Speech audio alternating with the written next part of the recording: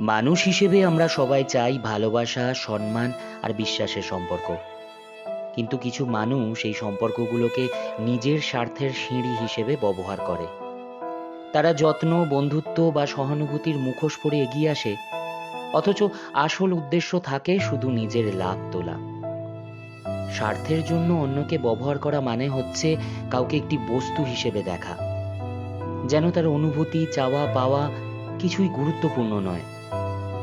এই ধরনের আচরণ কেবল সম্পর্ককে ফাঁপা করে তোলে, আর একসময় তা ভেঙে পড়ে। কিভাবে বুঝবেন কেউ আপনাকে শুধু স্বার্থের জন্য ব্যবহার করছে? যখন তারা শুধু নিজের প্রয়োজনের সময়ই আপনাকে খোঁজে। আপনার সফলতা বা সুখে তারা খুশি হয় না, বরং ঈর্ষান্বিত হয়, আর চায় সবসময় আপনি দিন আর তারা নিক। কিন্তু কেন এমন হয়?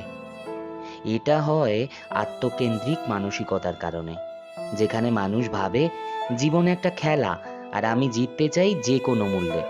কিন্তু তারা বোঝে না, স্বার্থের খেলায় হয়তো সাময়িক জয় পাওয়া যায়, কিন্তু হারিয়ে যায় স্থায়ী সম্পর্কের উষ্ণতা। কিভাবে এ ধরনের মানুষ থেকে নিজেকে রক্ষা করবেন? নিজের সীমা নির্ধারণ করুন। যখনই কেউ আপনাকে শুধুমাত্র কাজে লাগাতে আসে, না বলতে শিখুন।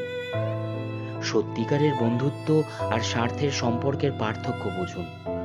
যা দিন তা মন থেকে দিন, কিন্তু নিজের সম্মান আর অনুভূতিকে বিসর্জন দিয়ে নয়।